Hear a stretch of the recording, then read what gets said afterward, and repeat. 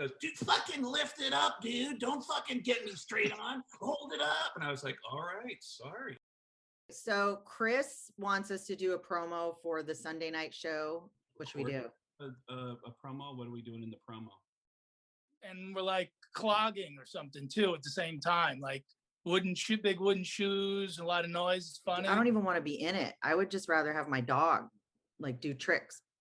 I can moonwalk. My dog can moonwalk. If I do a Gene Simmons and like light my farts or something. Well, what about doing Gene Simmons as a moonwalking dog? Might as well just slap each other's dicks when we get on stage. Don't discount the dick slapping. That's a good closer. You know, in Jersey it is. We could buy some stuff for Courtney and make it a real dick slapping show. I don't mind. Okay, I think we got this. 3, 2, 1, go. Could this be right? A golden gate array of light. Well, the shit is hard to believe. A big mistake, some kind of joke, a little prank now. You gotta be kidding me. I heard a crack, I spin around, it all went black, and now I'm up on cloud number 9. But then again, the gate is locked, I can't get in. That's when they came to me and sang. I still remember what the angel said. Yeah, this is heaven, but you can't come. Hi, this is Bobby Brown, and welcome to another fucking podcast. You kids with your loud music and your Dan Fogelberg, your Zima, hula hoops, and Pac-Man video games, don't you see? People today have attention spans that can only be measured in nanoseconds. See, son, old legends never die. They just lose weight.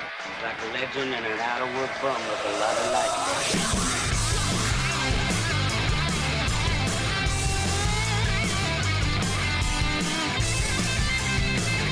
Hello, you crazy dick fucker! Body tight. Hello, Hollywood. Hello, world. Hello, my loyal minions. It is good to see you, and it's always good to be seen. My name is Izzy Presley, and this is Metal Edge Magazine's Another Fucking Podcast. Got Steve Blaze from the LILLIAN AXE coming up in just a little bit. Make sure you guys hit up all the socials at Real Izzy Presley all the way across the board: Twitter, Instagram, Facebook, and of course the show page is Metal Edge Magazine's Another Effing Podcast. You can just put in at another effing podcast on the Facebook, and you can find it. And Paul Gargano, good day, sir. Good day. How are you?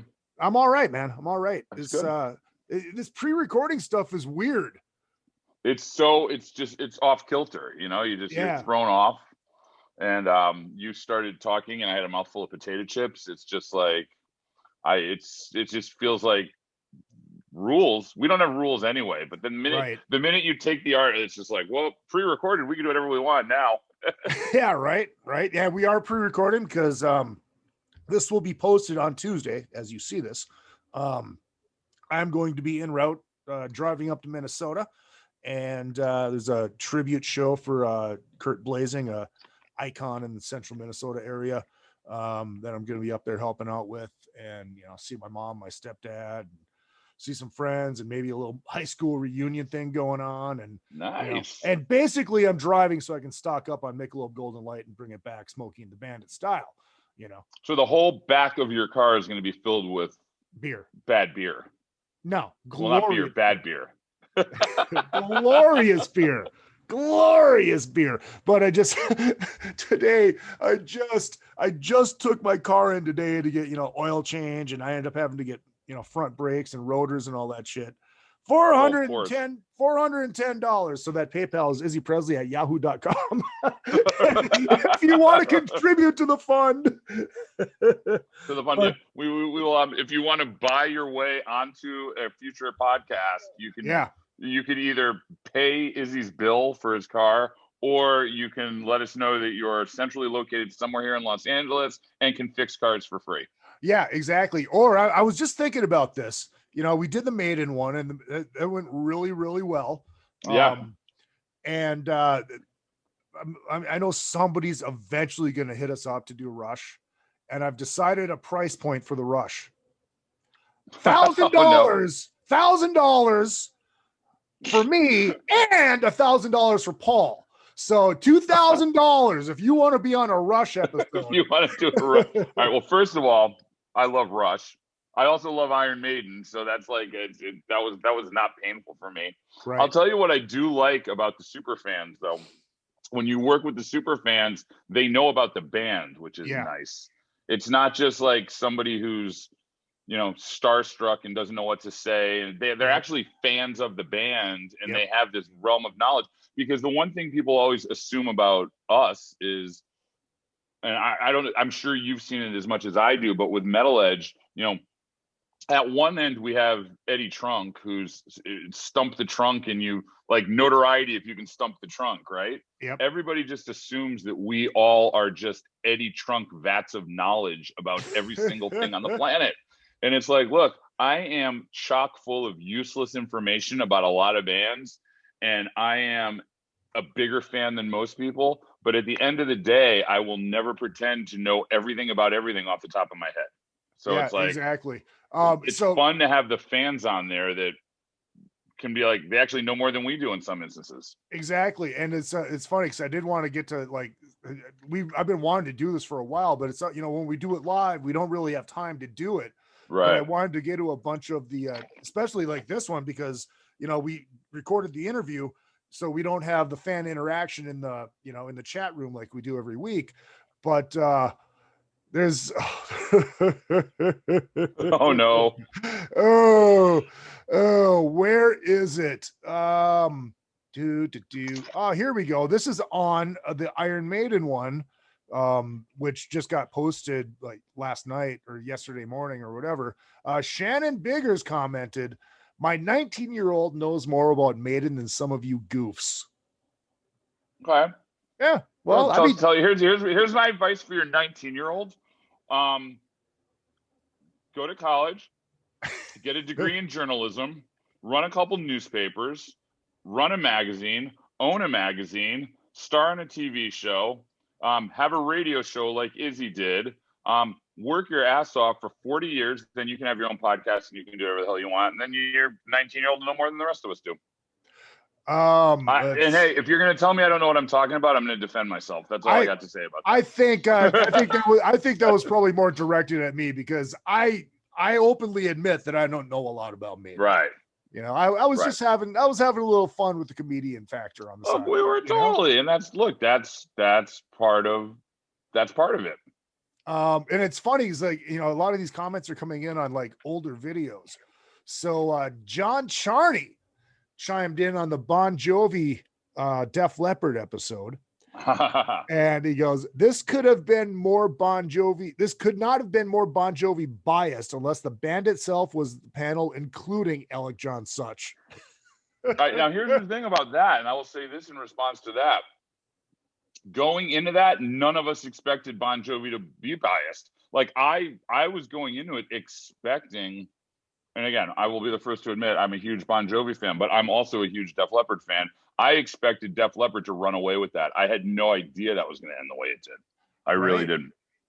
Right. That's part of the fun of doing it. We don't plot this out ahead of time. Right. Exactly. And look. Oh, and by the way, I'm doing the shameless plug. If you can do shameless plugs, if Trader Joe's wants to like give us a chips and pickles endorsement.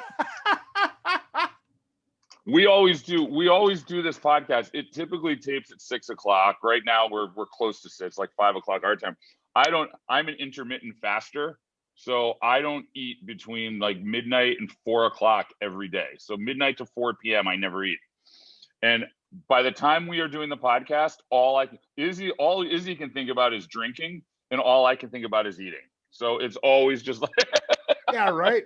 Oh, speaking of eating, this morning, I finally got a big fuck you to the brat and bun industry, because they never match up, right? Yep. I had 3 brats left, and the buns that I had sucked, so I had to go get new buns. So I bought a pack of 5 brats and 8 buns, and now I'm out of the cycle. So middle fingers in the air, in the words of the great Mike Dawson, all 10. It drives me crazy. I'm at the point now where when I'm doing hot dogs or something, I literally rip a third of the hot dog bun off and just throw it away. I'm just like, nothing ever fits. It's horrible. Mm-hmm. So I feel your pain. Nick Earl commenting on the Tracy Gunn's Michael Sweet episode says, I'm not a believer, but if I was, God bless Michael Sweet. There you go. I like that. All right. I like that. All right. Where else do we got here? Tone Chaser. When did you start censoring the Bobby Brown intro? That was from the cat one. Let's see. This might be a good one. This is John Charney again. And it's mostly me about, saying that I'm right about everything. He goes, we all have the right to be wrong, my friend. It's called an opinion. It's the most glorious God-given gift we as Kiss fans have. Great video, and I look forward to more, as well as more unmasked listens. Gross. You Got the Right to Be Wrong is a great song title. Yes. That is a really good song title. Oh my God. Sebastian and Ace would be proud of this debate. That must be the one with Eddie Trunk on it. Oh, let's see. Jones says, you guys make me laugh. Can't wait for M3 and MORC. Thank you. Who was that? That is Joan Chapman. She is. You're not going to M3, right? Is he? I am not. No. Okay. All right. Metal Lion. If you wouldn't have badmouthed Jeff Tate without knowing him personally, I didn't badmouth Jeff Tate. All I said was, when I had Todd LaTorre on, all I said is I didn't become a fan until Todd came into the band, because there was just something weird about Jeff that kind of turned me off. I don't know him personally. That's not a personal shot. I would never take a personal shot to somebody about that, especially with somebody that's probably going to be on the show at some point. He absolutely will be on the show at this moment, because he already asked me. So yeah, he will be on the show once. Yeah. Oh, he obviously didn't listen to the Todd LaTorre episode. It may be without you on it, but he'll be on the show. Yeah.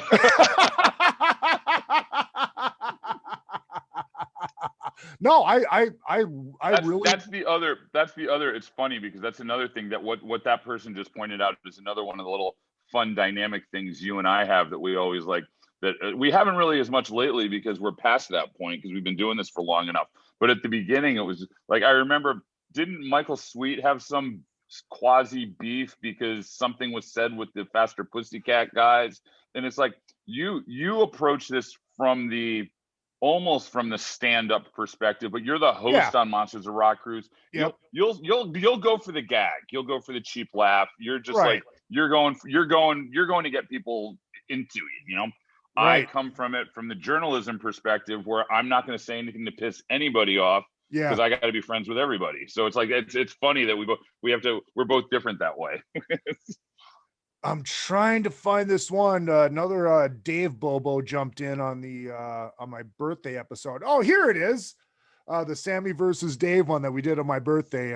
Eat 'em and Smile versus 5150.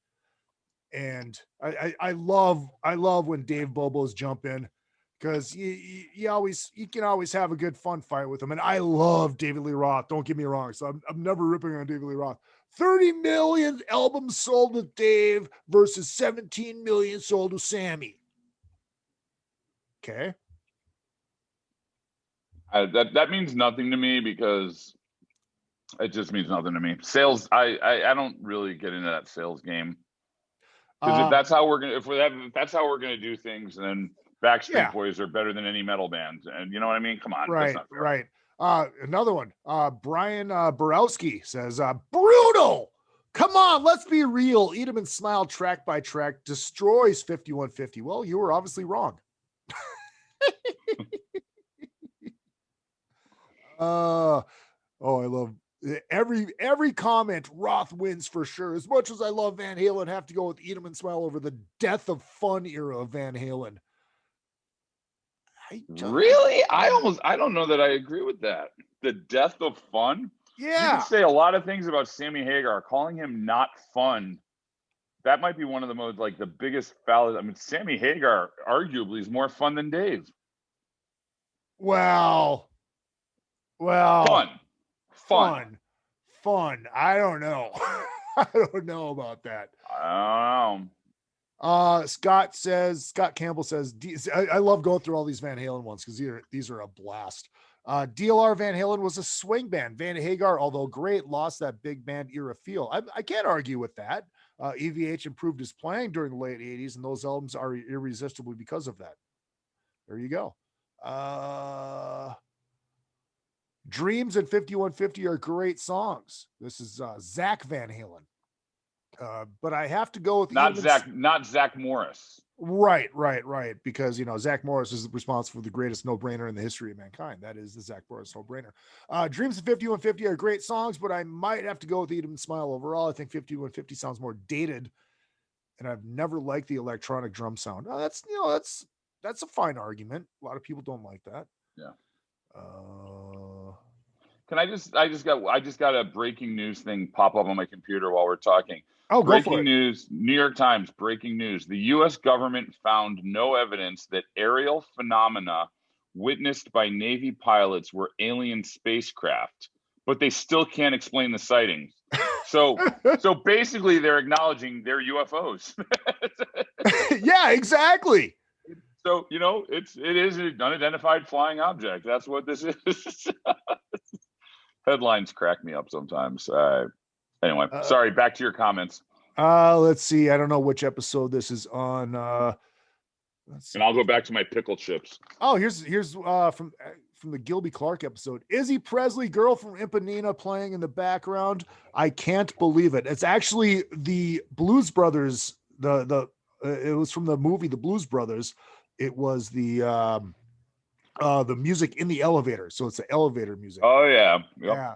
Brazilian guy here from Sao Paulo doing rock and roll with Brazilian rhythms, elements. Hope you guys are well. Oh, great.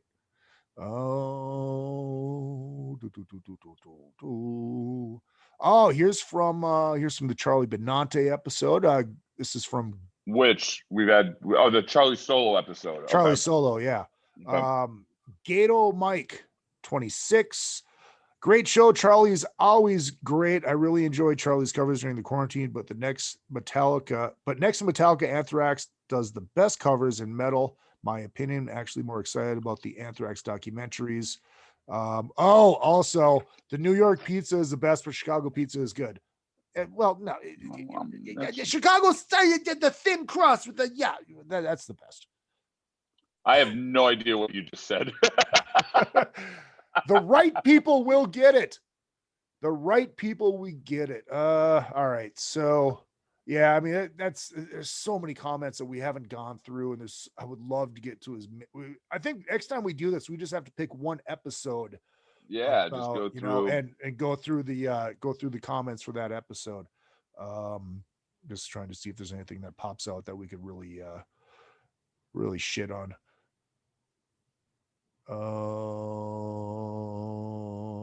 As opposed to us getting shit on, which is what usually happens. Right. All right. Axe Dean commented, I like Peter's album way better than James, except for Radioactive. See, Peter's fucking solo album is great. Oh, here's one. I love these. I love this show. It's always the same. Izzy will admit to liking something embarrassing, and then one by one, all of a sudden, everybody's standing up and fighting for something he never said out loud before. Wait, one more time. Read that one more time, because I didn't follow any of that. This is on the Destroyer versus Rock and Roll Over versus Love Gun. All right. He goes, okay. I love this show. It's always the same, which I don't think that's a shot.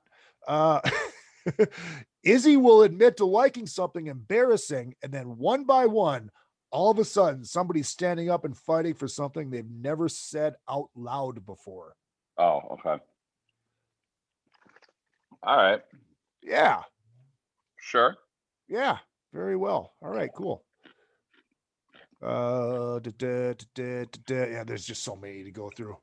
I got to prepare better when we actually. I would actually prepare when we go through these. Wait. What's that word? Prepare. I texted Izzy last night while I was cooking dinner, and I was listening to Lillian Axe in the kitchen while I was cooking dinner, and I'm like, is there new music that I need to hear to be prepared for this interview? Prepare? Prepare? I think I listened to one album last night, but look, I always do. This is my thing. A lot of people will give me shit about not being prepared, but my thing is I like the conversation aspect of it, and shit coming out of the conversation. There's a lot of podcasts out there that interviews will just go down a list of questions, and there's no, communication. It is, yeah. The best interviews, and I've learned this over, being a journalist I haven't been a journalist for the past probably decade. I guess I am a journalist again now, for real. I'll always be a journalist. But one of the things I always found doing interviews, whether it was interviewing politicians, athletes, or musicians, you've got to be able to go with the flow of an interview. And if you can't go with the flow of an interview, Howard Stern is a genius, because he literally, at no point ever when you're listening, does it sound like you're listening to a scripted interview. Right. It is never cutting the artist off to ask a question that has nothing to do with what the artist is talking about. Yep. And ultimately, that should be what dictates the path that the interview goes down. What's the artist talking? Unless, it's Gene Simmons trying to just bulldoze selling his toilet paper or something. You got to ask questions at some point. But for the most part, there's a real tact and art to doing good interviews. Yeah. And I will tell anybody, I can interview anybody about anything. I have no problem. Let me tell you, you want to add a whole new wrinkle to that, start doing it with somebody else. Because if you go back and listen to what was the first interview we ever did together? It was it Michael? I think it was Michael. It might have been Michael Sweet. Yeah. And it's interesting because there comes, and again, we're not even live. If we were live, it would be like if Izzy and I were on Monsters of Rock or Shiprocked, and we were interviewing an artist, and we're all sitting at a table, we're looking at each other, so we're not cutting each other off. Like on Zoom, there's a lag. So like part of it is also not stepping on each other all the time and figuring out, how do we do this without cutting each other off and without sounding like a bunch of dipshits, doing Wayne and Garth. Yeah. Well, it helps, because I'm not drinking right now, but oh yeah, get a couple pops in me. I want to talk. I'll step over people, not on purpose. So, but you're gonna do a few shots before we jump into the Steve Blaze interview. Nah. I have to go work and make up the money that I lost. Izzy Presley at yahoo.com. PayPal. I also accept Carrier Pigeon, Zelle, Venmo, Cash App, $ Izzy Presley. Cash App. Smoke Signal, or large briefcase full of cash. I'll take that. But I think we should dive into the Steve Blaze interview, because let's do it. we just did this. We just recorded this, so we're recording this after that, which is fine. Oh, we're giving away the secrets of the trade. We're giving away trade secrets. Oh yeah. I thought I just gave the most perfect segue into, are you going to do a few shots before Steve comes on? And now you just told everybody, you just pulled back the curtain and told everybody that this was recorded after. All right. I broke kayfabe. I'm sorry. Okay, you broke kayfabe. This is the Madison Square Garden kayfabe moment. I apologize. But I think you'll find a very interesting Steve Blaze interview. We get into more than just LILLIAN AXE. We get into a lot of the business side of it, and stories. Yep. The Pantera story is great. I think a lot of people didn't know that story. Something I did want to get into, and he went into it himself because Steve likes to talk, which is great. And a lot of like to talk. And he talks about his new documentary about paranormal stuff, ghost hunting. So we're going to get into that one second. First half of the show brought to you by Beater Amplification. That's 2 E's, beateramplification.com, 100 watts of testicular fortitude. Yeah. 3 channels, fucking hand-built, hand-wired. These things kick ass. Beateramplification.com. If you want to get into podcasting and home recording, hit up our good friends over at Mackie. I got to hit them up to get you a mic and headphones and stuff like that. Yeah. I'll see what I can do. All official, like headphones. Right. So I'm not doing the AirPods. Exactly. Hit them up. Hit the studio bundle. Very affordable way to do it. Mackie.com. M-A-C-K-I-E. All right, here we go. Steve Blaze. Fantastic. Lillian Axe right after this. Vinny Tortorich here. Hey man, if you're a fan of Izzy, you might be a fan of me too. I'm the guy that gets people to lose a lot of weight. I have something free for you guys. This is no clickbait. Just go to VinnyTortorich.com and there's a big banner. It's a free PDF, how to lose weight. It's an intro guide to NSNG at VinnyTortorich.com. Go check it out exclusively for anyone who listens to Izzy Presley. Thank you. RockstarLeatherworks.com is your home for badass rock and roll gear. Featuring 100% handmade leather bands, watches, cuffs, bracelets, and more, Rockstar Leatherworks has something for everybody. Whether you are going to the show or you are in it, you can find something to fit your needs. Choose from a variety of designs or create your own masterpiece. Their bands and watches are second to none. They also ship internationally. Who needs a stage to be a rock star? Check out RockstarLeatherworks.com. Hey ladies, Sass Pants Designs will take that band shirt that everyone has and make it your own in a flattering, sassy, and simple way. There are one-of-a-kind tank tops, halter tops, lace-up tees, and tube-top dresses already in stock. Check out the online store at sasspantsrocks.com and like Sass Pants Designs on Facebook, Instagram, and Twitter for special offers and custom orders. Use the code IZZY25 for 25% off of your entire order at sasspantsrocks.com. That's sasspantsrocks.com. Let Sass Pants make you the envy of the party. Rockwood Saloon Authentic Apparel takes rock and roll fashion to a new level. With their tees and tanks for men and women. They also make custom shirts, jackets, vests, pants, hoodies, beanies, and more. The Rockwood Graphics Department can design anything from your logo, t-shirt design, promo posters, band swag, and printed at great prices. From tour shirts and custom stage gear to killer threads for the street to the stage, Rockwood Saloon has it all. Rockwood Saloon, authentic rock and roll apparel for stage and street. World Tour tested for quality, comfort, style, and durability. Check them out at www.rockwoodsaloon.com. That's rockwoodsaloon.com. A reading from the book of Lillian Axe. Your love is my heaven. Now I'm going that way. Hey, hey. And when I get there, you know I'm gonna stay. Stay, stay. A reading from the book of Lillian Axe. And praise be to Mike Dawson. You can hear him every day on the Adam Carolla Show and check out his band, The Smoking Kills, thesmokingkills.com. And second half of the show brought to you by AP Laser. That's aplaser.com. Yes, Father's Day is coming up.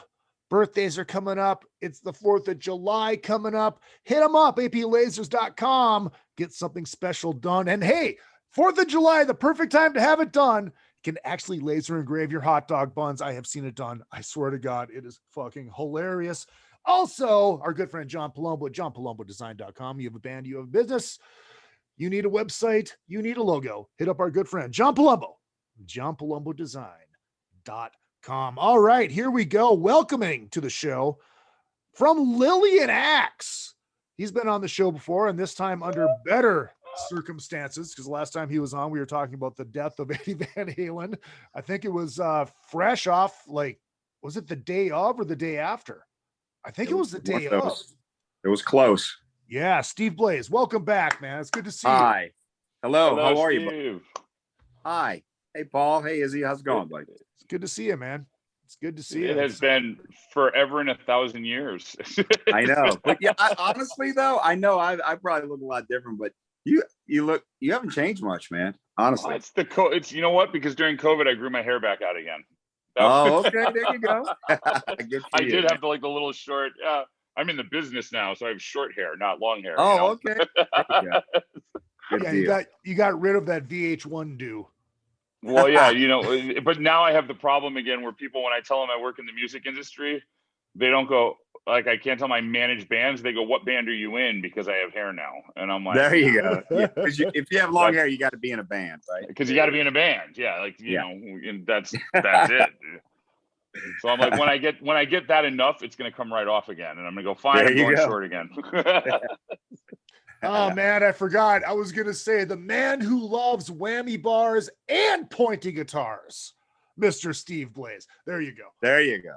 There you go. So how you Good to doing, see man? you. What's going on? Yeah, we touched base the other day, and I heard guitars going on, so I figured you guys are in the middle of a rehearsal.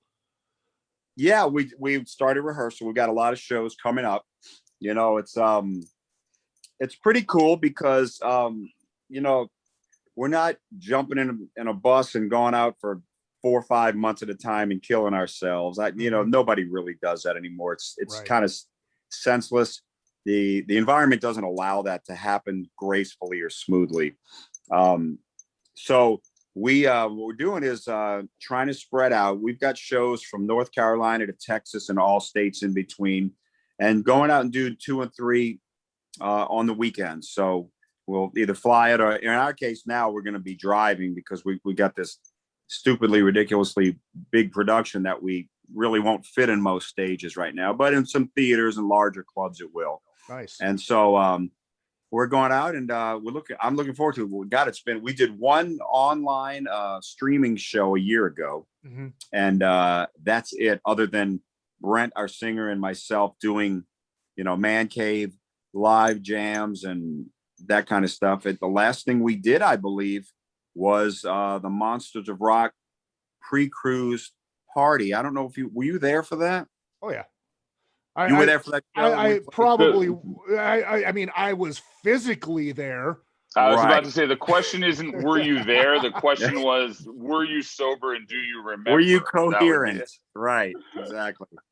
But that was it, man. And you know, so in the meantime, you know, we have a brand new lead vocalist, Brian, our ex-vocalist, who was with us for 10 years. He's actually our agent now. He's booking us still, so he's still part of the group and the family, but in a different capacity. And we have a new drummer coming on named Wayne Stokely. He was the drummer for Pretty Boy Floyd. What was it? 7 years ago, we did a 7-week tour with Faster Pussycat, Jack Russell, Bullet Boys, and Pretty Boy Floyd. And so we met Wayne there. So a few years ago, when our drummer was wanted to get off the road and whatnot, we asked Wayne if he wanted the gig, and he said, yeah, absolutely. Then Wayne all of a sudden had some issues where he lost his eyesight. He had some retinal, an accident where he lost his sight in both eyes. And so for the last couple of years, he's been healing up, a few surgeries here and there. And now he's better than he was. But so when he got better enough, we gave him the gig back. We had Rob Hovey was filling in for a little while, but Wayne's back, and this is going to be his first show. And it's like, in this business, it's crazy because, anybody that thinks that changes will not happen is wrong. Very rarely is any organization, business, even family able to last for so long. But we've been able to, have some changes here and there, but they've all been, you feel, you don't want to ever say better changes because you don't want to sell the people that were with you before short, but just new changes that move you down that path that much further. And so I'm very, very happy. We're thrilled about tomorrow night's our first show at Southport Hall in New Orleans. And we leave right after the show from Memphis. And then we're coming to Houston, Dallas, Monroe, Birmingham. We're in North Carolina. I'm not sure the city. Destin. Oh gosh. I don't know. There's Destin. like 28 already. We're doing a show in Jackson, Mississippi with Faster Pussycat and Enough's Enough in July. We haven't seen those guys in a long time. They're all friends of ours, so that'll be fun. And in the meantime, we've been working on the new record, which will be hopefully coming out end of the year, beginning of 2022. I can't believe with 2022 already, I'm even saying that, but yeah, right. We've been working on it very, I don't want to say slowly, but steadily is the best word. Not rushing, I don't have a time frame where I got to have an album out by a certain date or whatever. So we're taking our time and doing it, and it's coming out honestly better than I thought it was going to at this point. I'm thrilled about it. So that's what we're kind of gearing up on, man. Just blessing to be able to get back out there again and be able to play for everybody. Curious. Do you have a label situation already? Will you be doing it yourself? Are you going to be shopping a finished record? How are you handling that? We have a label. It's our last two records, Days Before Tomorrow and the One Night in the Temple. Those were on CME Records, which is a label that was created here in Louisiana by a good friend of ours, but we're in partnership with MRI, which is Megaforce. And so they have a partnership with them and distribution through Sony Red. So, but I am, as a matter of fact, I've had some labels that have contacted me in the last couple of weeks wanting to talk about, things like maybe overseas scenarios. Because right now, for this record coming up, we don't have any distribution over in Europe and other places other than whatever, Sony Red can do. We don't have like a strong presence anywhere. So it's the good part about it is the local part of the label is here. So, it can deal with it. And, and MRI has done a really good job. But, nowadays it's weird. It's like there's ways to get other people involved in it that you couldn't do before. Ways to have other entities involved to help out territorially, as far as promotions are concerned. So I'm open right now to listening and speaking to anybody that wants to get involved in it, because it's been, gosh, how many years since our last studio record? I want to say 8 years, 7 years. So I'm starting to feel like Def Leppard now. And I mean, I always told people I will never do this, and I'm doing it. It's like, I will never let my kid just eat what he wants for dinner. And I'm like, what do you want for dinner, son? Pizza? Yep, you got it. And so I said I would never wait 6-7 years to do a record, but I have. So I got to make this one really, really good. So was there any thought to doing it like Pussycat's doing it? They're just putting out, the vinyl singles, once every few months, because you know how the record industry is now. It's like you put the album out and all the songs are released before the album actually comes out. Then, your hardcore fans buy it the first week and all of a sudden, boom, it fizzles out. Was there any thought to doing it the opposite way like that? It's been brought to my attention, but, and it works for some bands, but not with us. I don't, we did one song that we put out a few years ago, and it started off, we went to a studio in Jackson, Mississippi called Malaco Studios. The engineer is Kent Bruce. He used to be on our crew years ago. He's phenomenal. The studio was amazing. They put out so much great music, but a lot of it, and they've got Grammy records, award-winning records have been recorded in this studio. A lot of R&B and gospel and soul stuff. Malaco is actually a fairly well-known label in that field. So I wanted to try working with Kent, and I wanted to see what the studio was like. And so we went over, they said, look, come over here and track a song and just kind of get the feel for working with me. That's what Kent was saying. And I said, okay, let's go do this. So we did this song. It's kind of a, it was a ballad. It was all piano, strings, and acoustic guitars, and tons of vocals. And I wanted to see what it was like, the chemistry between Kent and I, and it was amazing. It was that synergy that is very rare. I've been blessed to have with other people before, but right off the bat, it's those little things like when you're taking and you don't even have to say, retake or go back to, this spot right here. You just kind of nod and he nods back and he does what you're thinking. It's a telepathy kind of thing. So the track came out, it was called The Weeping Moon, and it came out phenomenal. And we decided, we don't know when the record's going to come out. Let's just put it out. So we put it out as a single. And, people loved it, but it doesn't have that kind of impact emotionally and in the business realm as putting out a full record. And gotcha.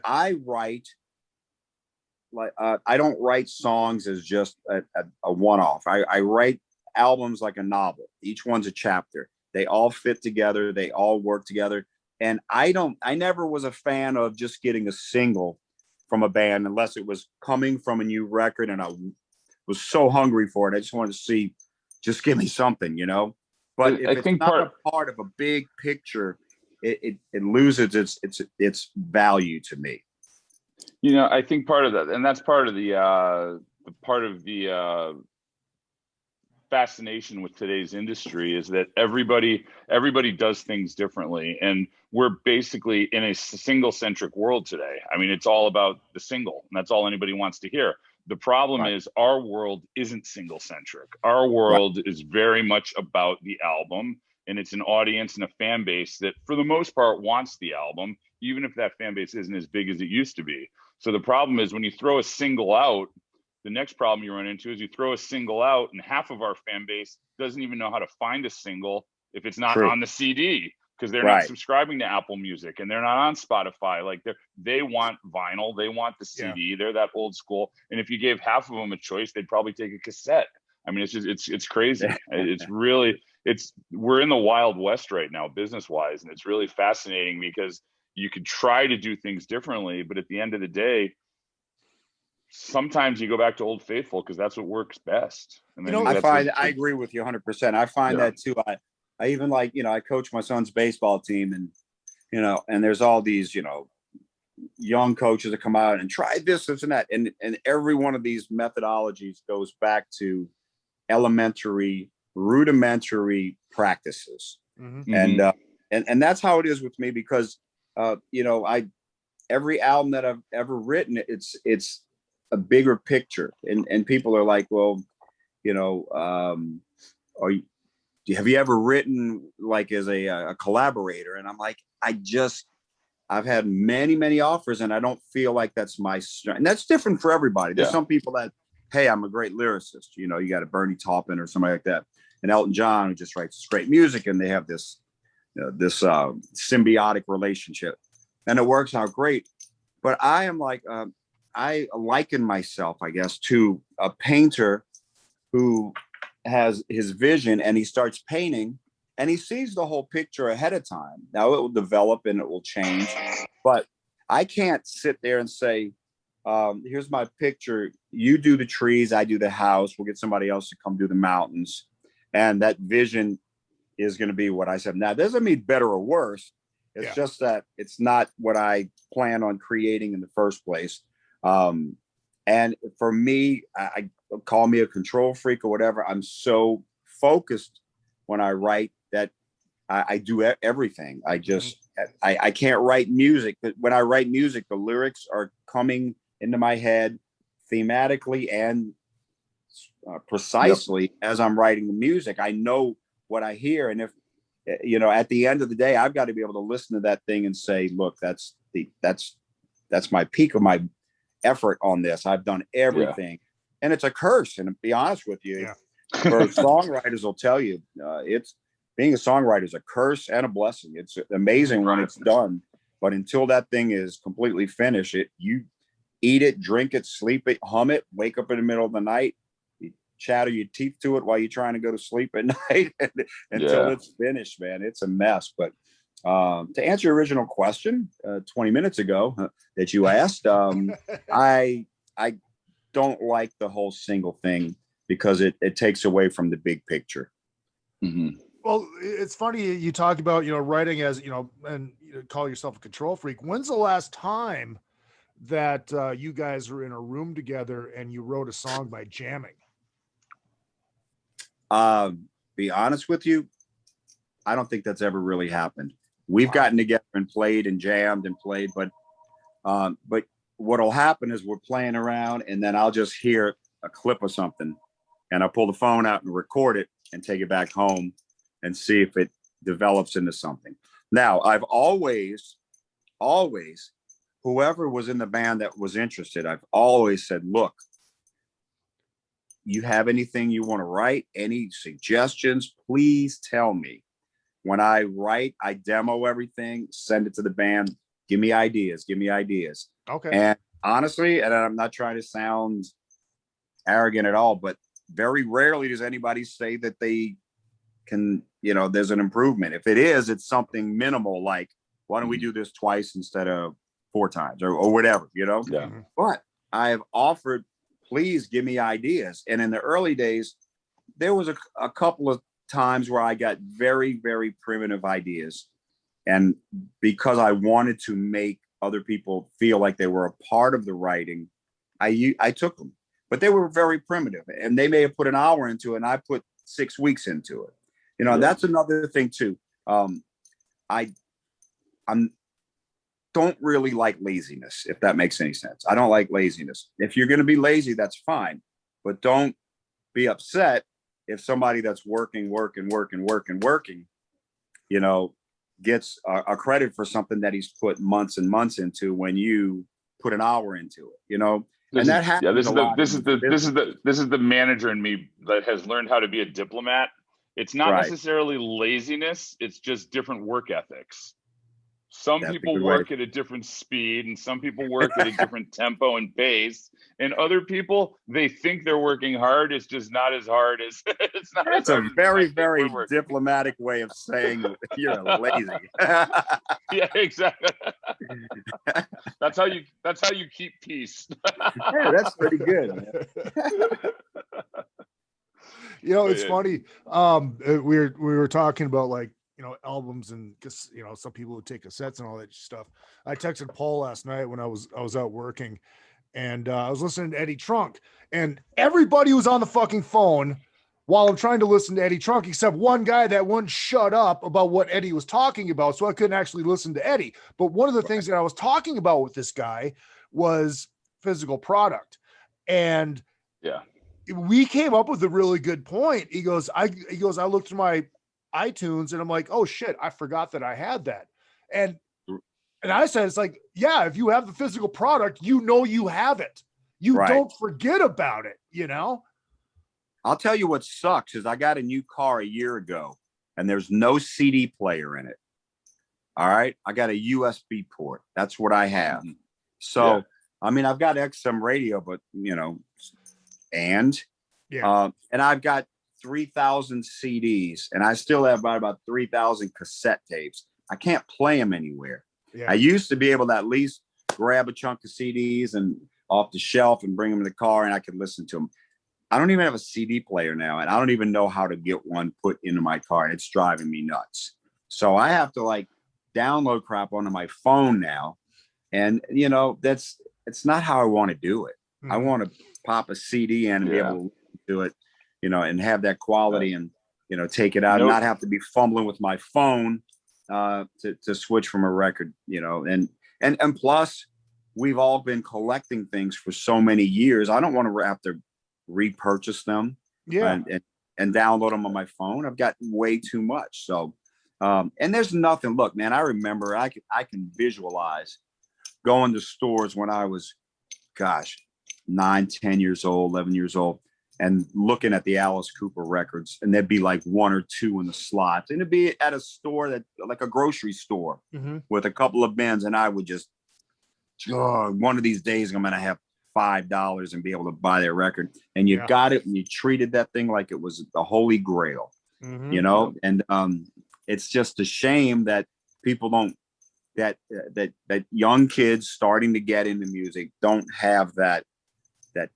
ability to feel that tingle when you just, oh my God, I can't wait to get home and look at the we got a picture. I'm gonna stare at the picture and read those lyrics, man, and read those lyrics and like that stuff. Even though you knew every word, you still read it right off the liner sleeves, you know, and that's just, it's amazing. But it's kind of it's a different, but it's part of the problem, you know, of that shifting dynamic in the audience and the shifting dynamic in fans, because, you know, you've got so many people. And again, I love digital. I'm a huge, at this point in my life, I feel like CDs are a pain in the ass. I've got, everything is on Apple Music. Anything I want to hear is there. And then I've got my couple thousand vinyl, because I'm a huge vinyl collector. And I like, for me, I've got the digital for ease, and I've got the vinyl for the collector. That's like my thing. And I've still got all those CDs, but I gotta be honest with you, my CDs, my entire CD collection is at the bottom of my closet. And it hasn't been pulled out in forever. I mean, it's but I think that's also part of trying to figure out how to adapt with the current market and figure out, you know, where do we find that happy medium between, we obviously want LILLIAN AXE to appeal to a 16-year-old kid, but are you literally pushing a giant boulder uphill trying to appeal to that kid as much as you're trying to appeal to the fan that's in their 40s? And that's like where it's a really, really fascinating dynamic that, quite frankly, is what makes me love the music industry still in 2021. And it stinks that there aren't more. I just wish there were more like millennials coming in with the passion we have, helping us shape that old school mentality into the new school. Because I feel like that's where we have the problem, and that's where we're losing people right now. We're just it's so hard for a bunch of 50-year-old guys to figure out how to connect to a bunch of 15-year-old kids, because we're dealing with different mediums altogether. Hey, 48. Come on. I'm not 50 yet either. It's so funny because I'm like the opposite. I just keep saying I'm 50 and I'm not 50 for another couple months, but it's just like, but yeah, it's just, one thing you said earlier that I think is fascinating, and dealing with lineup changes. You've had a lot of lineup changes, and you've got a new singer now. Do you find that is a big problem for you, or because you are 99% of the entity of LILLIAN AXE, it's like creatively you're not really having a chemistry issue because it's coming from you anyway? Or do you feel like every time you make a change, it's like starting all over again?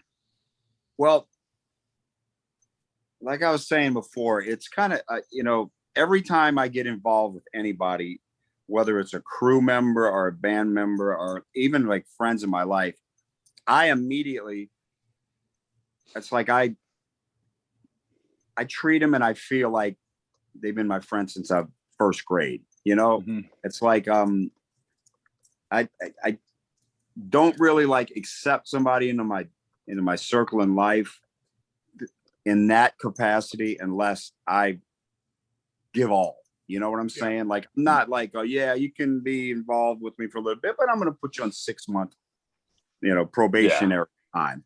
I dive in. You know what? Like I tell the guys right now, when we got inducted into the Louisiana Music Hall of Fame in 2010, I invited every band member that was ever in the band to come and be a part of it, get a plaque, be there for the thing. That's how I feel. The guys my brand new drummer is, as far as I'm concerned, he's inducted as well. He's a part of it. It doesn't matter to me. Crew guys, I treat my crew guys like family. Now, I'm not going to tell you that I haven't been screwed over by a lot of people. Yeah, I have, but that's human nature. It's the business. But I don't have a problem with chemistry. Like my chemistry with my new singer is off the wall. It's amazing. I've always had good chemistries, but this is a different kind of chemistry because this is a guy now that he and his wife are like in my circle of best friends now, which I have a circle of best friends. I don't have one best friend. When people say that, I'm like, you can't really do that.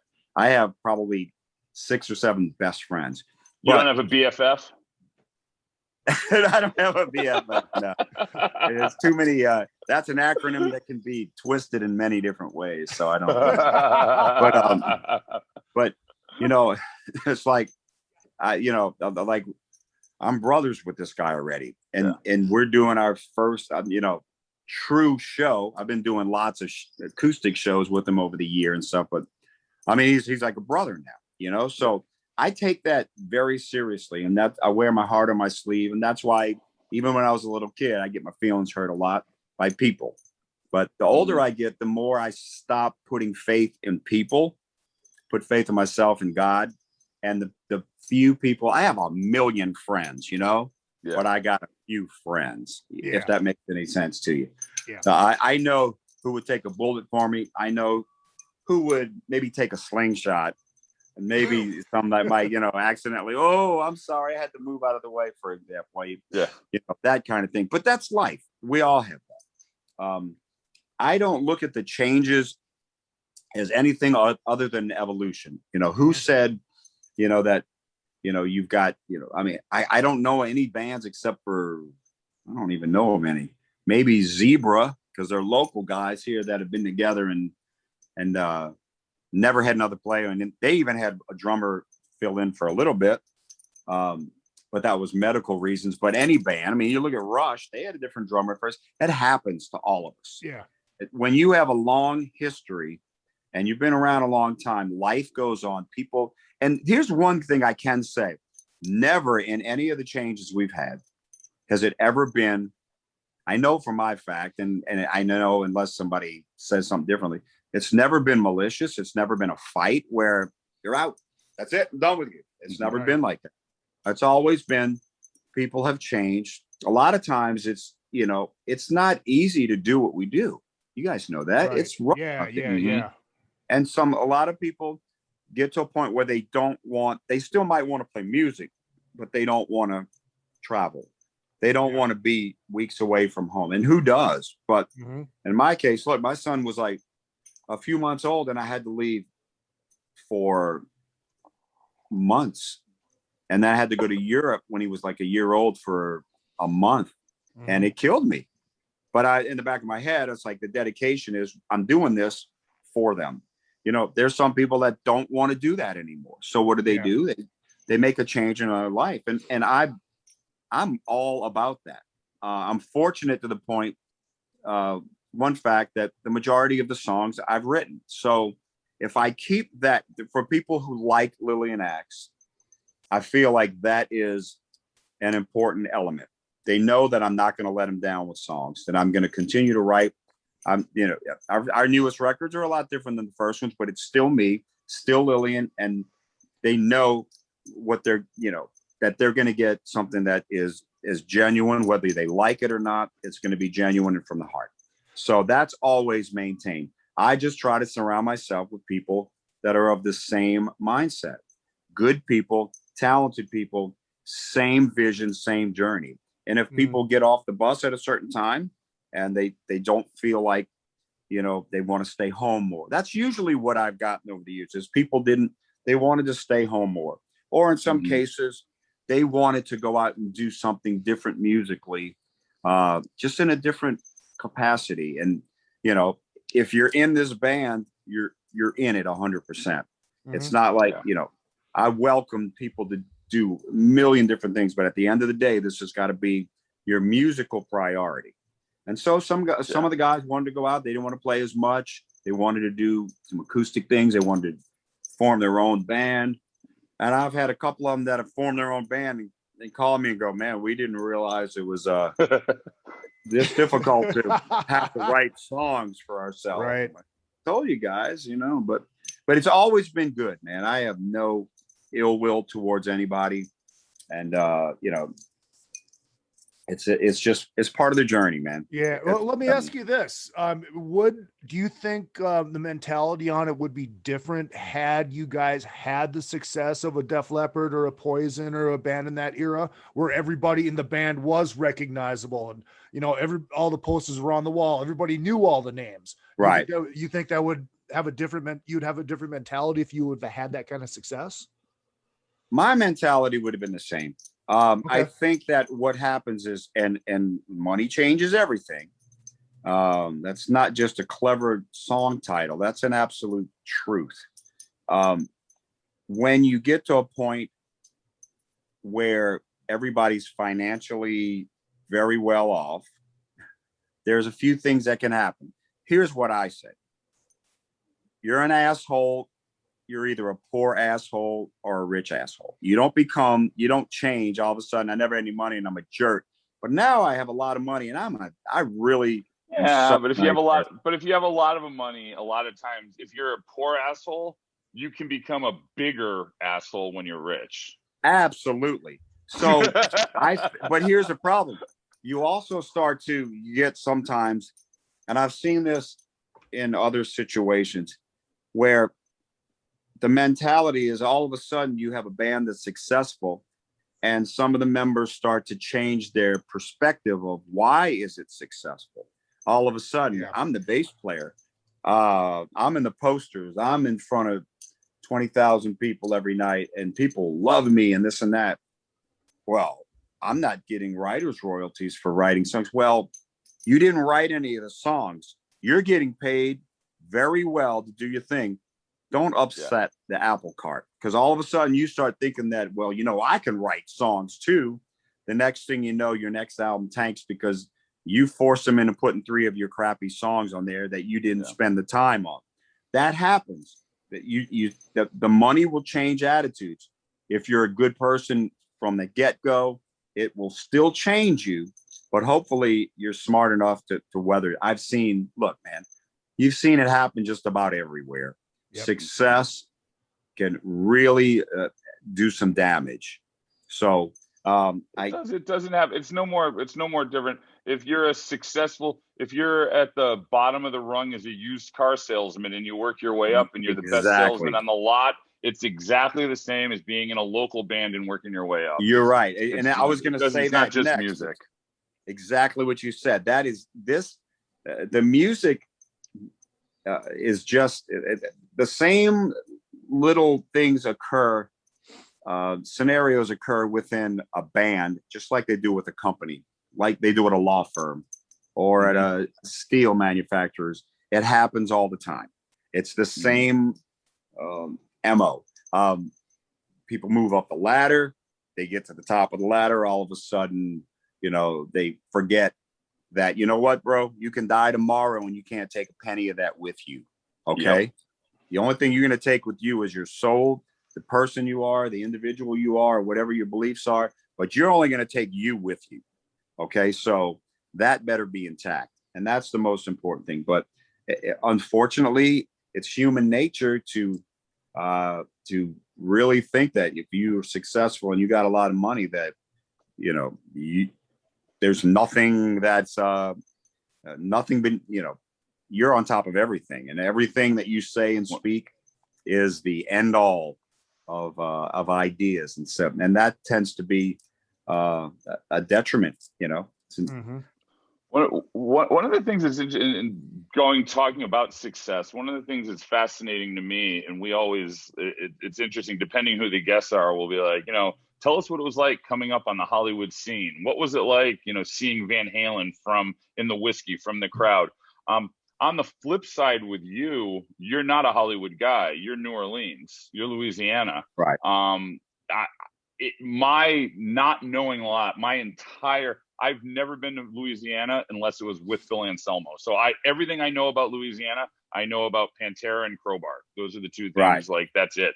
So for me, I don't know a lot about like the culture of the city as far as like like a band emerging from there. But I would imagine, being a big touristy city, being the nature of that, it's got to be hard to really come up in a city like that, right? Like harder than.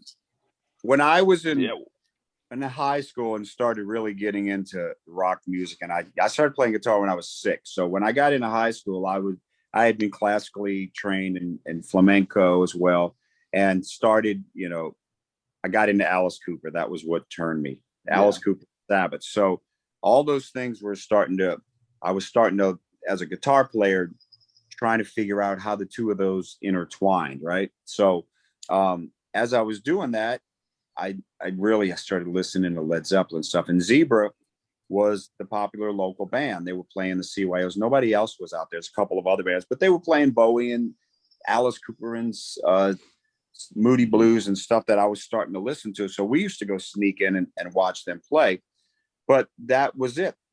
And then as time went on and I started my own band, LILLIAN AXE came out. We were the only band playing heavy metal stuff, Thin Lizzy and Judas Priest and Scorpions and Sabbath, and nobody else was playing that. So we got popular, and we started, developing our niche down there, and a lot of bands were starting to come up. More bands were following what we were doing than what Zebra was doing, because Zebra was they were like the Led Zeppelin kind of tribute band. They did it impeccable.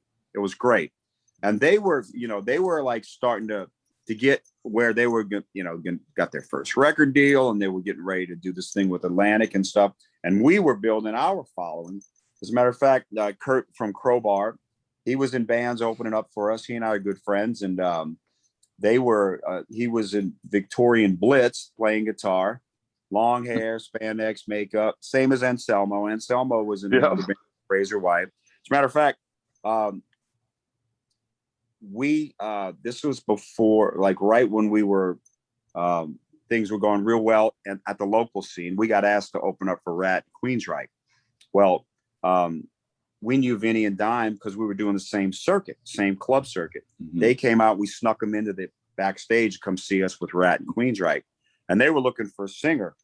We myself and our original singer back in the day, Johnny Vines, who passed away a few years ago, we told him about Phil. We said, you got to check this out. Anselmo. That's how they knew about him, through myself and Johnny Vines.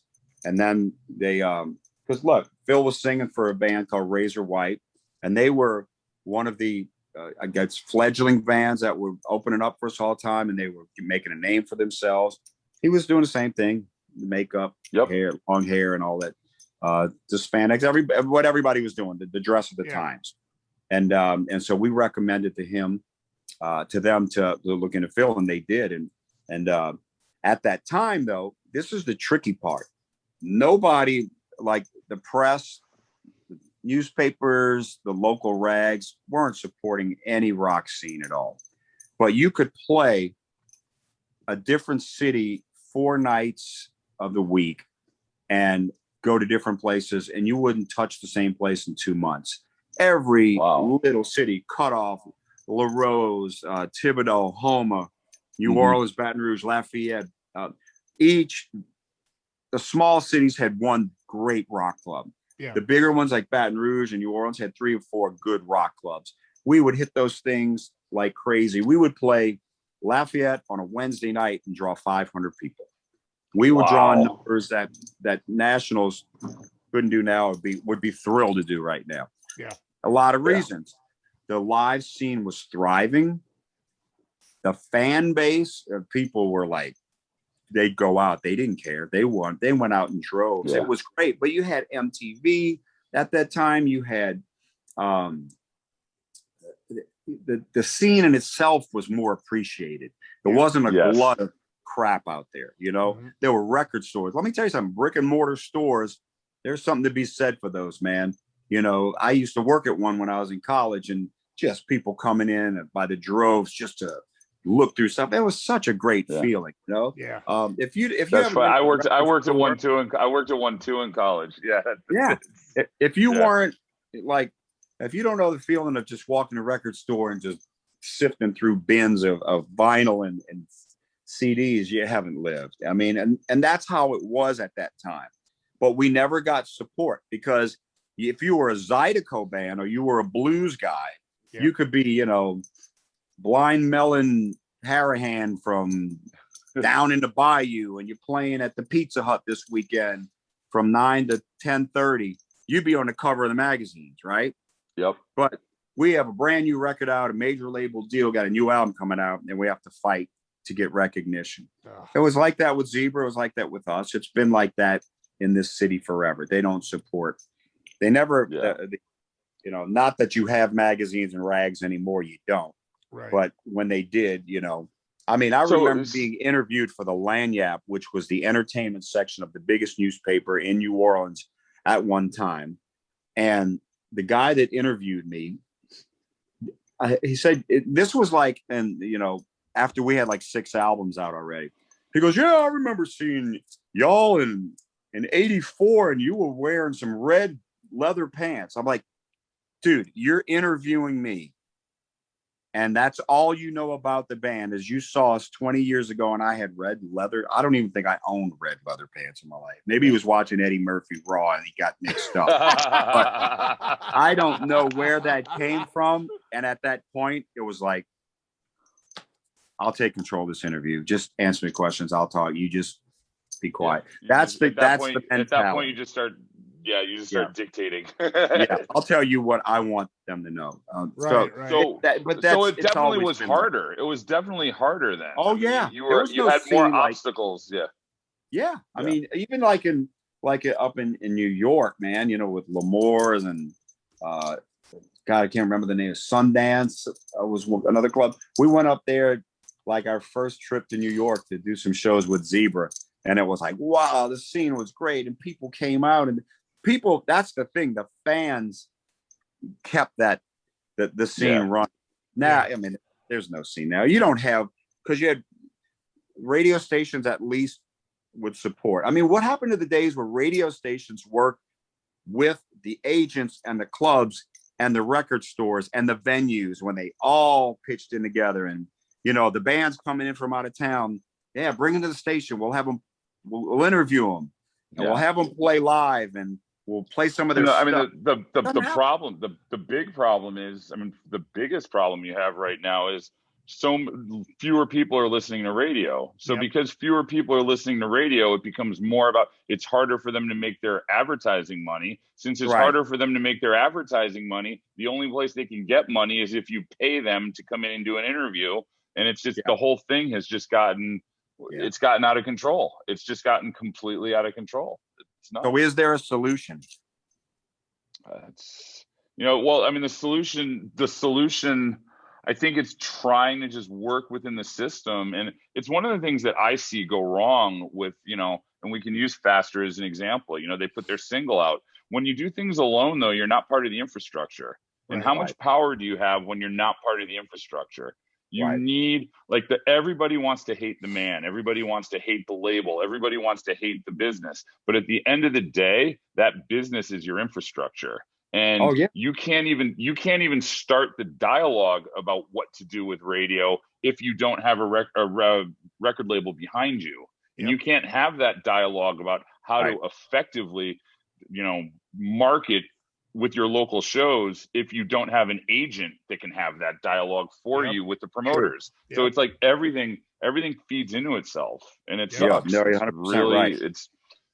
And then it gets, I think, back at the cost. Nobody's buying records. So how is a record label, how are they going to afford to have a radio rep working your stuff when most of the radio stations, they're not even going to basically look at it. Look, we had a song a few years ago. It was on a record we put out called Deep Red Shadows.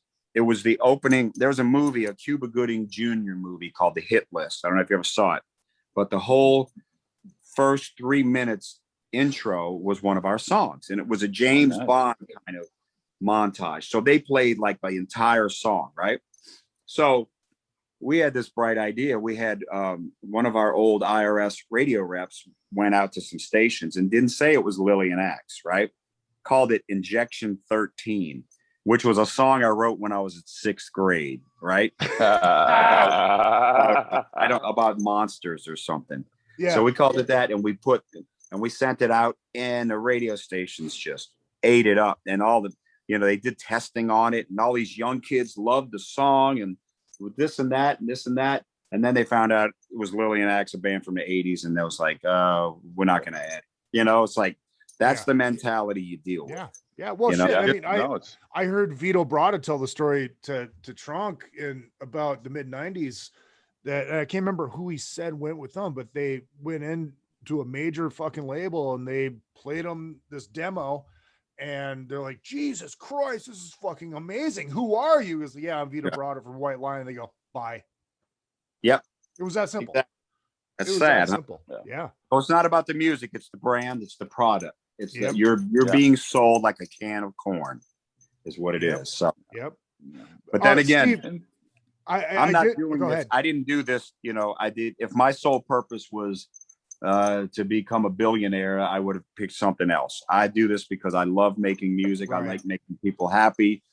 In my career, I've met so many appreciative, wonderful people all over the world that I can go to bed at night and say, you know what, made a difference.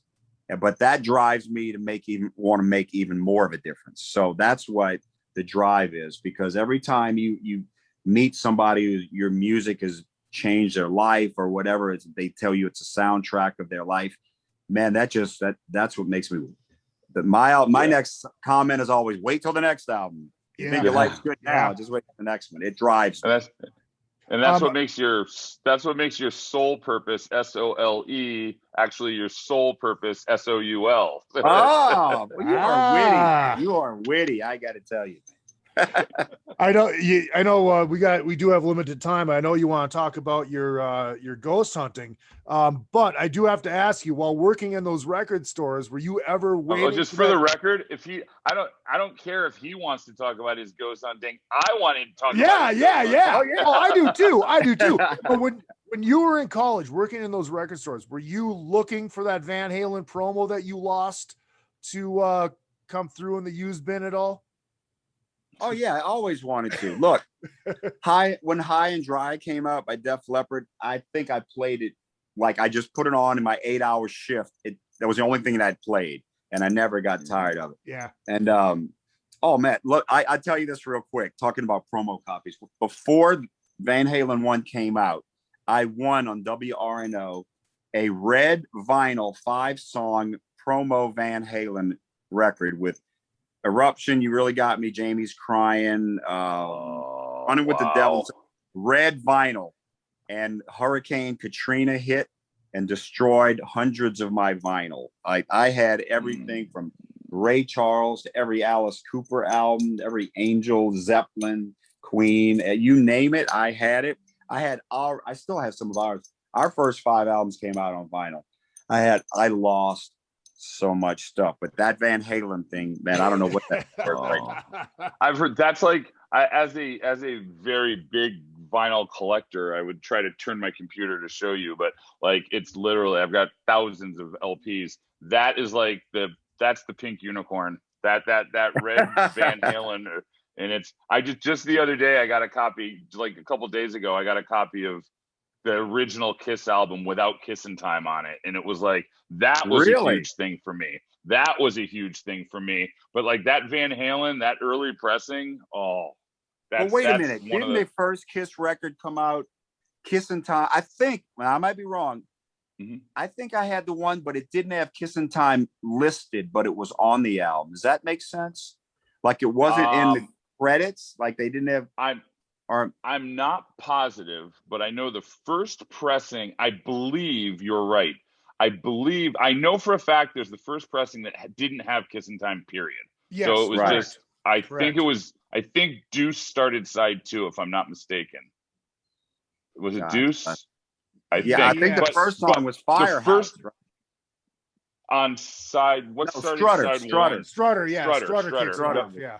Right. So I believe the first pressing had no Kissin' Time at all. I believe there was a pressing after that had Kissin' Time, but it wasn't on the case because they had extra cases that they had to get rid of. And then after that, it was on the case and it was on the vinyl. Okay. I'm pretty certain that's how it happened. Really quick, was that that red promo vinyl, did it have the Looney Tunes on one side? I think so. All right. I found one, $200.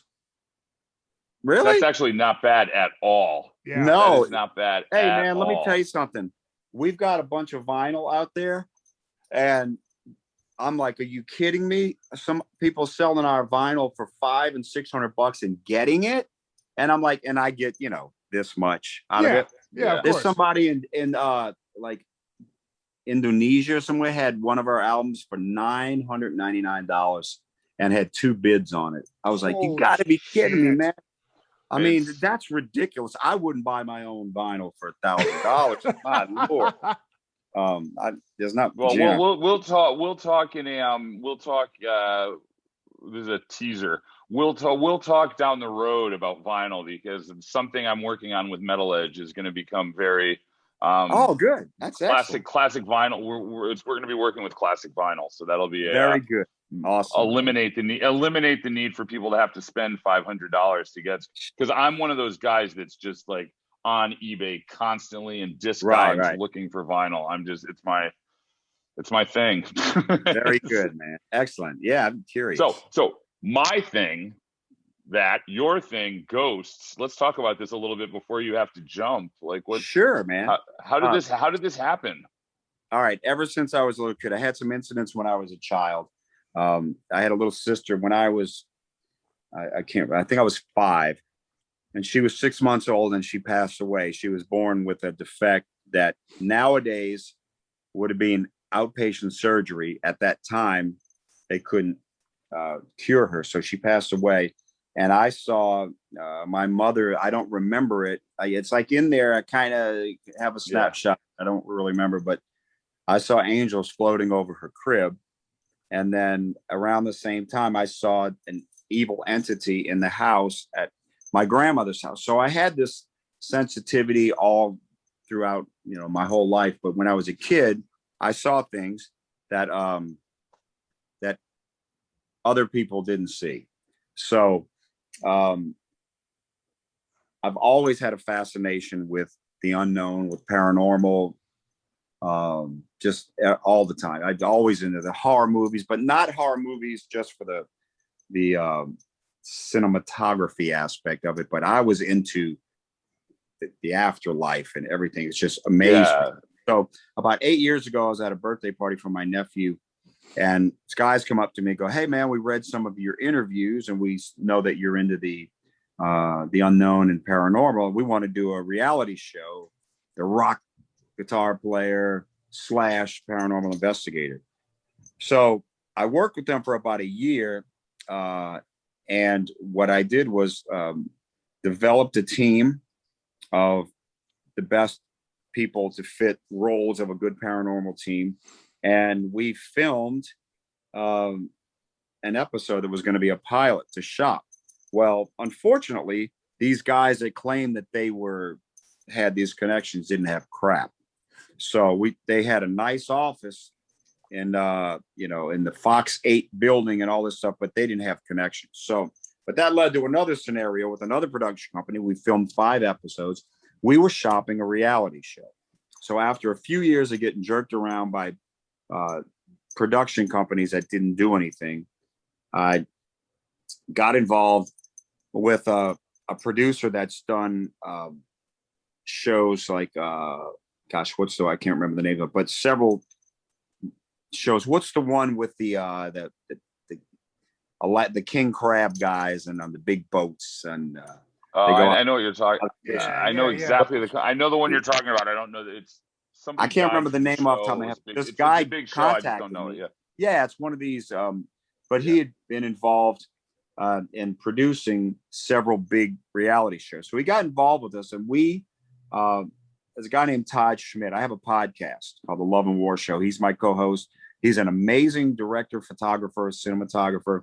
He does like the graphics for the Hockey League All-Star games. And he's just a video cinematography guru. And he's one of my best friends in my circle. And so we started working together and putting together a serious a sizzle and started shopping it out. And what we do is in my show, I have my own team, but we utilize music and we do paranormal investigations and we bring celebrities out with us sometimes. So we had the sizzle, we had LOIs from about 60 celebrities, and it got to Mark Cuban's desk at Access TV. Mark Cuban, and one of the top producers that does Sammy Hagar's show, loved it, and he wanted that show. He said, "I want this show. I want them to pick the show up." Mark Cuban didn't even look at it. He goes, "No paranormal or cooking shows on the network," and that was it.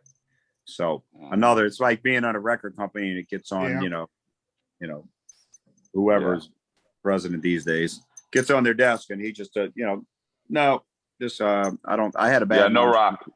Yeah, it's not pop or hip hop. Move it on. Yeah. Yeah, exactly. So then it goes to we get a deal with Destination America. They give us a time slot and everything, but we have to fund it ourselves. Okay. So we go through months of meeting with potential investors, and then Katrina hits. Not Katrina. What am I saying? COVID. I was about to say that was a long time ago. They both ruined a lot of things. COVID hits. That goes out. Jason Hawes from Taps, Ghost Hunters, the bald-headed guy. That was like the original ghost hunting show that was successful. Gets in contact with us, says, "Hey man, I love this. Is there room for me to be a producer?" "Yes, there is right now." "Oh, I'm going to take it to my people in New York. I love it. I think it's a great idea." Talks a couple of times to us, disappears off the face of the earth. I'm like, it's back to, look, I've had 8 record deals in my life. and I've been turned down by 200. So I kind of figure the odds are that I've been turned down by 3 networks. I've got maybe another 40 tries, I'll get it. But you know, it's the same thing, man. It's the same thing, just a different. Did you ever consider just going to something like Netflix or Amazon Prime? Yeah, well, that leads to what we're doing now.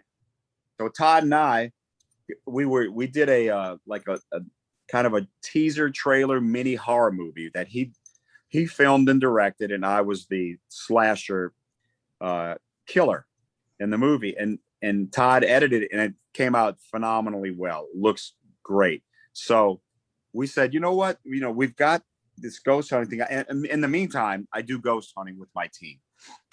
All over. We do anything from jails to abandoned hospitals and nut houses and individuals' houses and abandoned forts. So we said, why don't we just do our own documentary?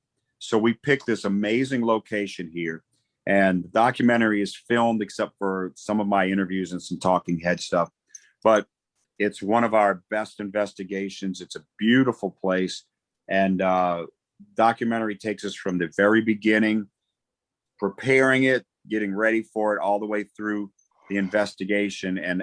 But it's not just your typical documentary. It's done like a movie. It's beautiful. The scenery, the music, and then the investigation itself.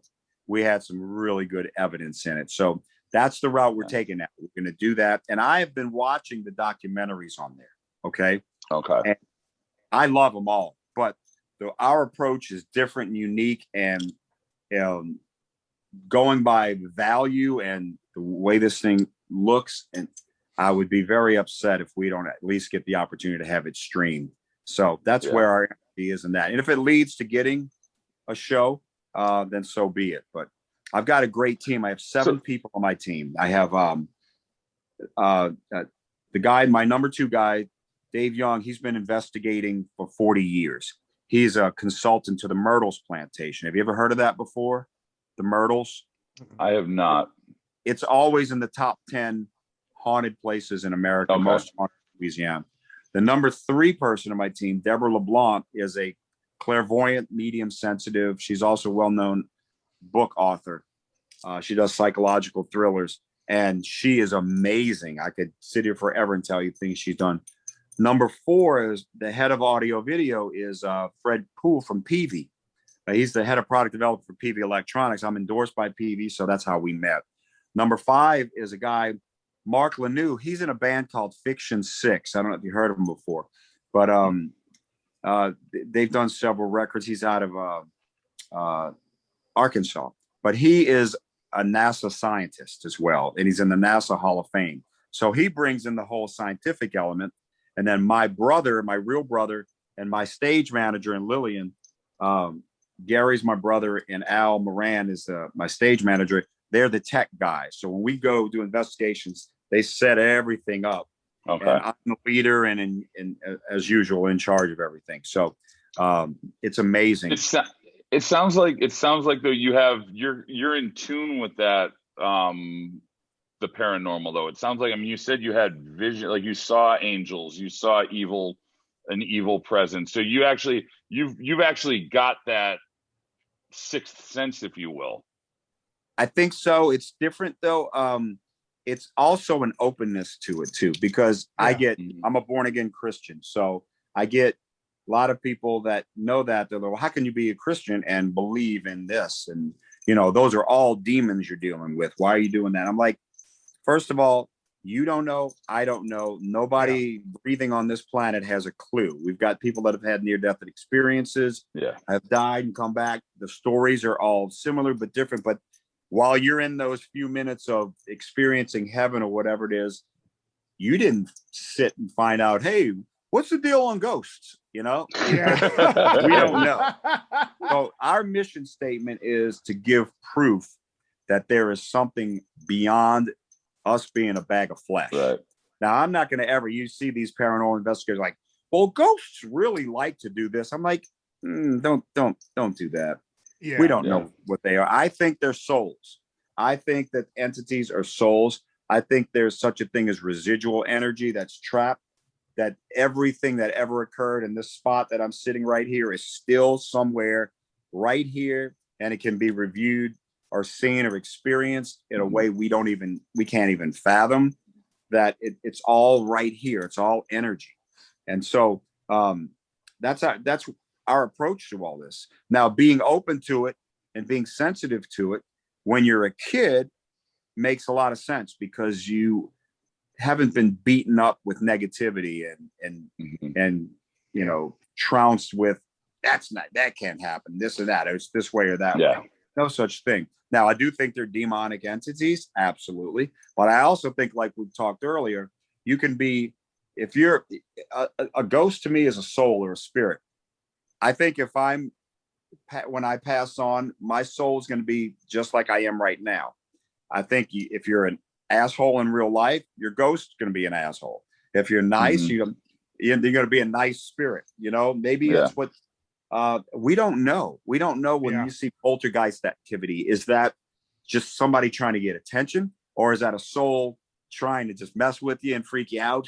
You don't know. But we've been in situations with bad entities, with good ones. There was a ghost of a woman who Deborah said was in the room with us, and she's got a crush on you, Steve, and she's real. And, you know, and I go to the area to touch it and feel like a magnetic electricity in the area, you know? So I'm not going to go, oh yeah, there was this ghost and she was doing it. I don't know. I can tell this is what she picked up. This is what I did. And this is what we felt. We can hypothesize all day long, but we don't know. Being born again, I'm Catholic. I was raised Catholic. I am Catholic. Do you feel that there is a heaven and a hell, and ghosts are often trapped in between, trying to get from one place to the other? Or do you believe it's kind of completely separate than the religious aspect of your life? Do you believe it's more scientific versus the religious? First because of I all, think that's where a lot of people have a problem, because most people who want to argue religion with me can't in their head realize that religion, you don't need to have a scientific explanation for God. And as soon as you get past that, everything becomes a lot clearer for people. But like, are they connected to you, or are they not connected? Okay. When I was in high school, I made up my own little mantra that I always go by, is that I am smart enough to know that I am not smart enough to know. We as human beings should be smart enough to know that we're not smart enough to know. We are so limited in our capability of understanding things and perceiving things. Stop being arrogant. It's great to think and come up with ideas, but nobody knows. Okay.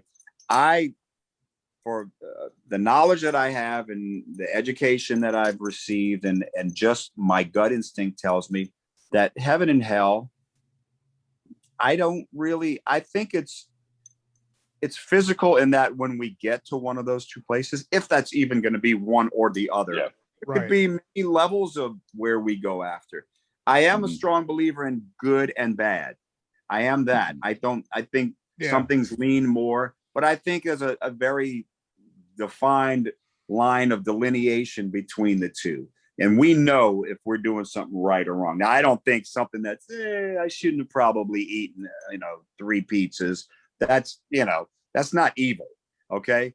Taking someone's life and not regretting it, that's different. Now, do I necessarily think that, okay, you go burn in fiery hell, you were pretty good, so you're going to go to hell? I don't know. I'm not going to tell you that I know one way or the other. I'm going to tell you that I think that it's a constant journey. I think that when we do pass through this, we're going to always be learning. And I think there are going to be levels of growth. And I think it's going to be, if we want to get better, we're going to be in a good situation. Maybe it is heaven. I hope it is, because I hope the ideas, and some people that have died have gone to places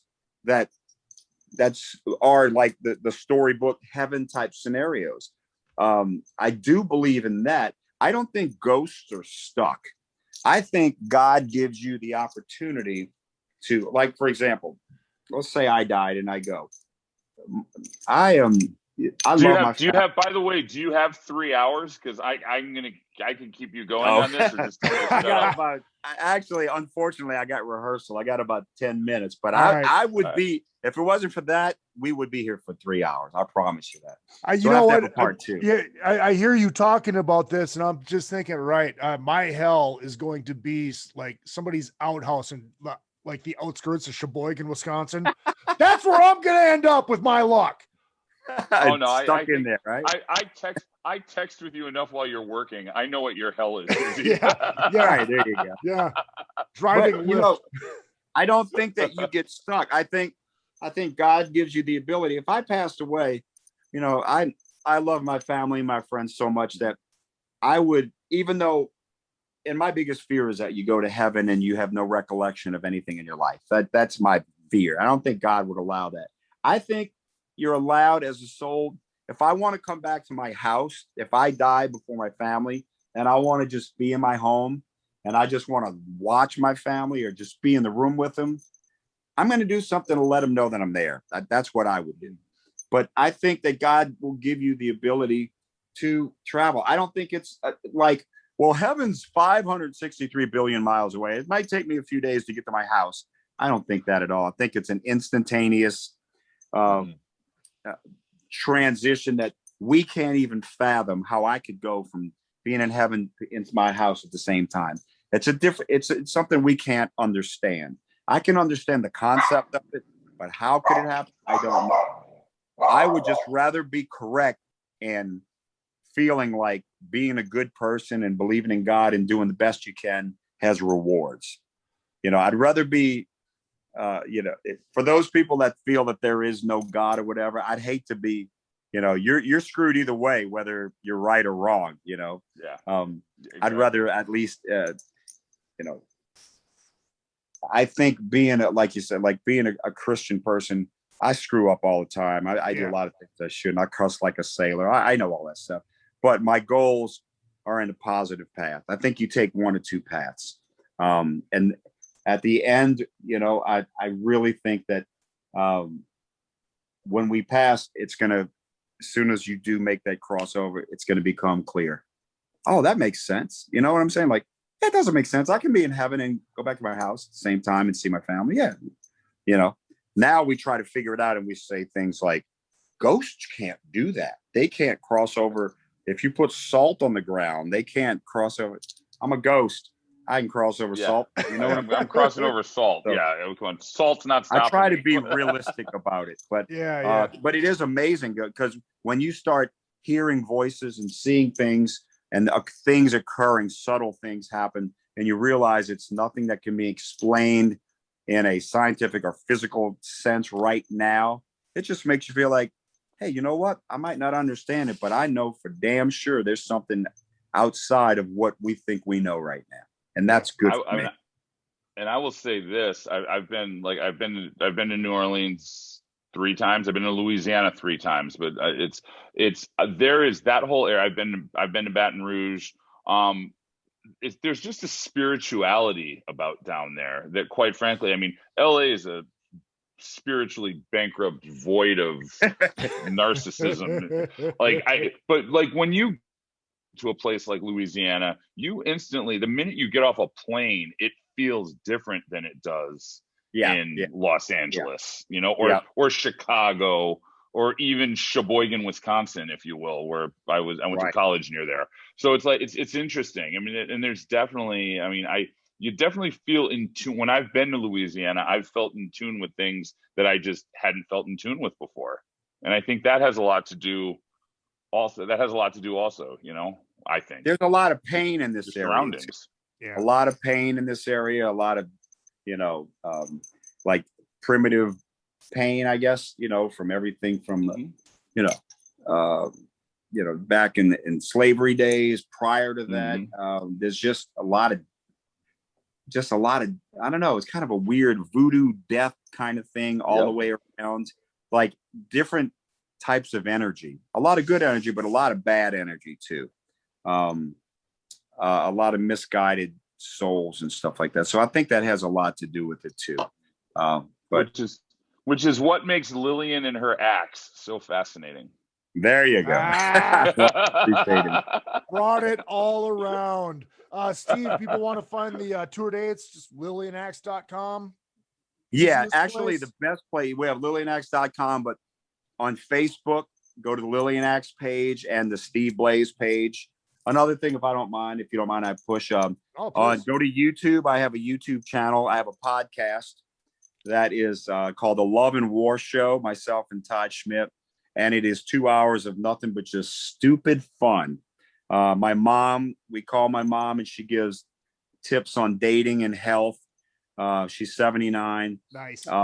My son's on there. He tells jokes of the week and he tries to stump Al, my stage manager.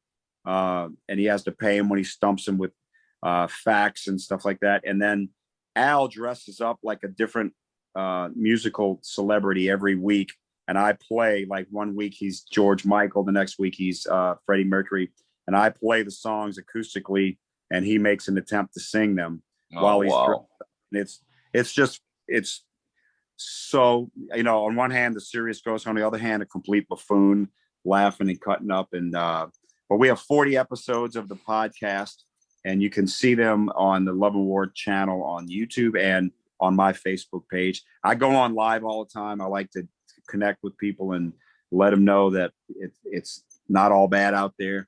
And so just keep following us, and all the tour dates are on there. We're going to be New Orleans tomorrow night, Memphis Saturday, and a couple of weeks we're in Houston, Dallas, and Monroe, and then I don't know, about 20 more dates for the end of the year. So, and are you guys going to be on Monsters of Rock cruise? Oh, absolutely, I am for sure. I know you are. Sure. I'm sure I will. I haven't been on one yet. You got to come. Never been. And honestly, as long as it's not, I will definitely be on. I just found out I'm going to be on Shiprocked. So as long as it's not at the same time, I will be on both.